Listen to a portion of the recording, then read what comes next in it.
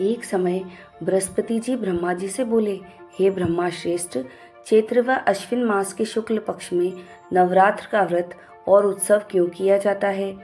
इस व्रत का क्या फल है? इसे किस प्रकार करना उचित है? पहले इस व्रत को किसने किया, सो विस्तार से कहिए। बृहस्पति जी का ऐसा प्रश्न सुन ब्रह्मा जी ने कहा, हे बृहस्पति, प्राणियों के हित की इच्छा से तुमने बहुत ही अच्छा प्रश्न किया है। जो मनुष्य मनोरथ पूर्ण करने वाली दुर्गा, महादेव, सूर्य और नारायण का ध्यान करते हैं, वे मनुष्य धन्य है। यह नवरात्र व्रत संपूर्ण कामनाओं को पूर्ण करने वाला है। इसके करने से पुत्र की कामना करने वाले को पुत्र, धन की लालसा करने वाले को धन, विद्या की चाहना वाले को विद्या और सुख की इच्छा वाले को सुख मिलता है। इस व्रत को करने से रोगी मनुष्य का रोग दूर हो जाता है, मनुष्य की संपूर्ण विपत्तियां दूर हो जाती है और घर में समृद्धि की वृद्धि होती है। बंधेया को पुत्र प्राप्त होता है, समस्त पापों से छुटकारा मिल जाता है और मन का मनोरथ सिद्ध हो जाता है। जो मनुष्य इस नवरात्र व्रत को नहीं करता, वह अनेक दुखों को भोगता है और कष्ट व रोग से पीड़ित हो अंगहीनता को प्राप्त होता है। उसके संतान नहीं होती और वह धन धान्य से रहित हो जाता है। भूख और प्यास से व्याकुल घूमता फिरता रहता है तथा संज्ञाहीन हो जाता है। जो सधवा स्त्री इस व्रत को नहीं करती, वह पति सुख से वंचित हो नाना दुखों को भोगती है। यदि व्रत करने वाला मनुष्य सारे दिन उपवास ना करे तो एक समय भोजन करे और 10 दिन बांधवों सहित नवरात्र व्रत की कथा का श्रवण करे। हे बृहस्पति, जिसने पहले इस महाव्रत को किया है, वह कथा मैं तुम्हें सुनाता हूँ, तुम सावधान होकर सुनो।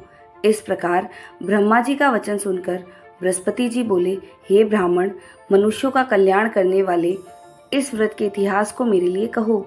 मैं सावधान होकर सुन रहा हूँ। आपकी शरण में आए हुए मुझ पर कृपा करो। ब्रह्मा जी बोले, प्राचीन काल में मनोहर नगर में पीठत नाम का एक अनाथ ब्राह्मण रहता था। वह भगवती दुर्गा का भक्त था। उसके संपूर्ण सद्गुणों से युक्त सुमति नाम की एक अत्यंत सुंदरी कन्या उत्पन्न हुई। वह कन्या सुमति अपने पिता के घर बाल्यकाल में अपनी सहेलियों के साथ क्रीड़ा करती हुई इस प्रकार बढ़ने लगी जैसे शुक्ल पक्ष की चंद्रमा की कला बढ़ती है। उसका पिता प्रतिदिन जब दुर्गा की पूजा करके होम किया करता, वह उस समय नियम से वहां उपस्थित रहती। एक दिन सुमति अपनी सखियों के साथ खेल में लग गई और भगवती के पूजन में उपस्थित नहीं हुई। उसके पिता को पुत्री की ऐसी असावधानी देखकर क्रोध आया और वह पुत्री से कहने लगा, अरे दुष्ट पुत्री, आज तूने भगवती का पूजन नहीं किया, इस कारण मैं किसी कुष्ठ रोगी या दरिद्र मनुष्य के साथ तेरा विवाह कराऊंगा। पिता का ऐसा वचन सुन सुमति को बड़ा दुख हुआ और पिता से कहने लगी, हे पिता, मैं आपकी कन्या हूँ तथा सब तरह से आपके अधीन हूँ। जैसी आपकी इच्छा हो वैसा ही करो। राजा से, कुष्ठी से, दरिद्र से अथवा जिसके साथ चाहो मेरा विवाह कर दो, पर होगा वही जो मेरे भाग्य में लिखा है।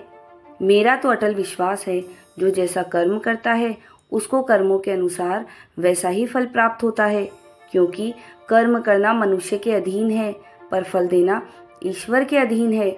जैसे अग्नि में पड़ने से तृणादि उसको अधिक प्रदीप्त कर देते हैं, इस प्रकार कन्या के निर्भयता से कहे हुए वचन सुन उस ब्राह्मण ने क्रोधित हो अपनी कन्या का विवाह कुष्ठी के साथ कर दिया और अत्यंत क्रोधित हो पुत्री से कहने लगा, हे पुत्री, अपने कर्म का फल भोगो, देखे भाग्य के भरोसे रहकर क्या करती हो।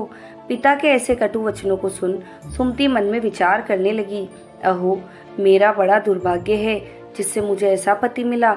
इस तरह अपने दुख का विचार करती हुई वह कन्या अपने पति के साथ वन में चली गई और डरावने कुशायुक्त उस निर्जन वन में उन्होंने वह रात बड़े कष्ट से व्यतीत की।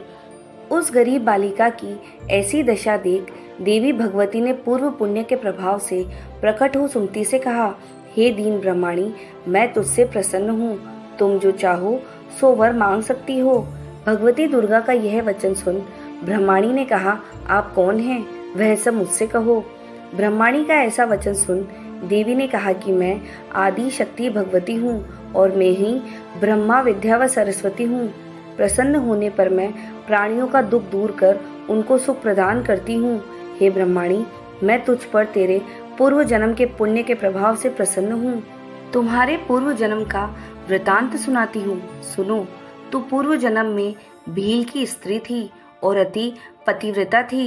एक दिन तेरे पति निषाद के चोरी करने के कारण तुम दोनों को सिपाहियों ने पकड़ लिया और ले जाकर जेल खाने में कैद कर दिया। उन लोगों ने तुझको और तेरे पति को भोजन भी नहीं दिया। इस प्रकार नवरात्र के दिनों में तुमने न तो कुछ खाया और ना ही जल पिया। इस प्रकार 9 दिन तक नवरात्र का व्रत हो गया। हे ब्रह्माणी, उन दिनों में जो व्रत हुआ, इस व्रत के प्रभाव से प्रसन्न होकर मैं तुझे मनोवांछित वर देती हूँ। तुम्हारी जो इच्छा हो सो मांगो। इस प्रकार दुर्गा के वचन सुन ब्रह्माणी बोली, अगर आप मुझ पर प्रसन्न हैं तो हे दुर्गे, मैं आपको प्रणाम करती हूँ। कृपा करके मेरे पति का कोढ़ दूर करो। देवी ने कहा, उन दिनों तुमने जो व्रत किया था, उस व्रत का 1 दिन का पुण्य पति का कोढ़ दूर करने के लिए अर्पण करो। उस पुण्य के प्रभाव से तेरा पति कोढ़ से मुक्त हो जाएगा। ब्रह्मा जी बोले, इस प्रकार देवी के वचन सुन वह ब्रह्माणी बहुत प्रसन्न हुई और पति को निरोग करने की इच्छा से जब उसने तथास्तु ऐसा वचन सुना, तब उसके पति का शरीर भगवती दुर्गा की कृपा से कुष्ठ रोग से रहित हो अति कांतिवान हो गया।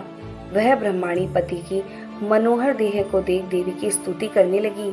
हे दुर्गे, आप दुर्गति को दूर करने वाली, तीनों लोकों का संताप हरने वाली, समस्त दुखों को दूर करने वाली, रोगी मनुष्य को निरोग करने वाली, प्रसन्न हो मनोवांछित वर देने वाली और दुष्टों का नाश करने वाली जगत की माता हो।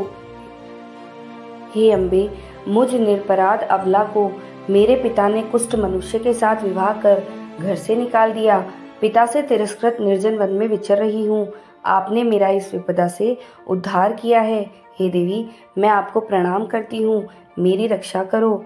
ब्रह्मा जी बोले, हे बृहस्पति, उस ब्रह्माणी की ऐसी स्तुति सुन देवी बहुत प्रसन्न हुई और ब्रह्माणी से कहा, हे ब्रह्माणी, तेरे उदालय नामक अति बुद्धिवान, धनवान, कीर्तिवान और जितेंद्रिय पुत्र शीघ्र उत्पन्न होगा। ऐसा वर प्रदान कर देवी ने ब्रह्माणी से फिर कहा कि हे ब्रह्माणी, और जो कुछ तेरी इच्छा हो वह मांग ले। भगवती दुर्गा का ऐसा वचन सुन सुमति ने कहा कि हे भगवती दुर्गे, अगर आप मुझ पर प्रसन्न हैं तो कृपा कर मुझे नवरात्र व्रत की विधि और उसके फल का विस्तार से वर्णन करें। महात्मय, इस प्रकार ब्रह्माणी के वचन सुन दुर्गा ने कहा, हे ब्रह्माणी, मैं तुम्हें संपूर्ण पापों को दूर करने वाले नवरात्र व्रत की विधि बतलाती हूँ, जिसको सुनने से मोक्ष की प्राप्ति होती है। आश्विन मास के शुक्ल पक्ष की प्रतिपदा से लेकर 9 दिन तक विधि पूर्वक व्रत करें। यदि दिन भर का व्रत न कर सके तो एक समय भोजन करें। विद्वान ब्राह्मणों से पूछकर घट स्थापन करें और वाटिका बनाकर उसको प्रतिदिन जल से सींचे। महाकाली, महालक्ष्मी और महासरस्वती देवी की मूर्तियां स्थापित कर उनकी नित्य विधि सहित पूजा करें और पुष्पों से विधि पूर्वक अर्घ दें। बिजोरा के फल से अर्घ देने से रूप की प्राप्ति होती है। जायफल से अर्घ देने से कीर्ति, दाख से अर्घ देने से कार्य की सिद्धि होती है, आंवले से अर्घ देने से सुख की प्राप्ति और केले से अर्घ देने से आभूषणों की प्राप्ति होती है। इस प्रकार पुष्पों व फलों से अर्घ देकर व्रत समाप्त होने पर 90 दिन यथाविधि हवन करें। खांड, घी, गेहूं, शहद, जौ, तिल, बेल, नारियल, दाख और कदम्ब आदि से हवन करें। गेहूं से होम करने से लक्ष्मी की प्राप्ति होती है। चंपा के पुष्पों से धन की और बेल पत्तों से तेज व सुख की प्राप्ति होती है। आंवले से कीर्ति की और केले से पुत्र की, कमल से राज सम्मान की और दाखों से संपदा की प्राप्ति होती है। खांड, घी, नारियल, शहद, जौ और तिल तथा फलों से हवन करने से मनोवांछित वस्तु की प्राप्ति होती है। व्रत करने वाला मनुष्य इस विधि विधान से होम कर आचार्य को अत्यंत नम्रता के साथ प्रणाम करें और यज्ञ की सिद्धि के लिए उसे दक्षिणा दें। इस प्रकार बताई हुई विधि के अनुसार जो व्यक्ति व्रत करता है उसके सब मनोरथ सिद्ध होते हैं, इसमें तनिक भी संदेह नहीं है। इन 9 दिनों में जो कुछ दान आदि दिया जाता है उसका करोड़ों गुना फल मिलता है। इस नवरात्र व्रत के करने से अश्वमेध यज्ञ का फल मिलता है। हे ब्रह्माणी, इस संपूर्ण कामनाओं को पूर्ण करने वाले उत्तम व्रत को तीर्थ, मंदिर अथवा घर में विधि के अनुसार करें। ब्रह्मा जी बोले, हे बृहस्पति, इस प्रकार ब्रह्माणी को व्रत की विधि और फल बताकर देवी अंतर ध्यान हो गई। जो मनुष्य या स्त्री इस व्रत को भक्ति पूर्वक करता है वह इस लोक से सुख भोग कर अंत में दुर्लभ मोक्ष को प्राप्त होता है। हे बृहस्पति, यह इस दुर्लभ व्रत का महात्म्य है जो मैंने तुम्हें बतलाया है। यह सुन बृहस्पति जी आनंद से प्रफुल्लित हो ब्रह्मा जी से कहने लगे कि आपने मुझ पर अति कृपा की जो मुझे इस नवरात्र व्रत का महत्व सुनाया।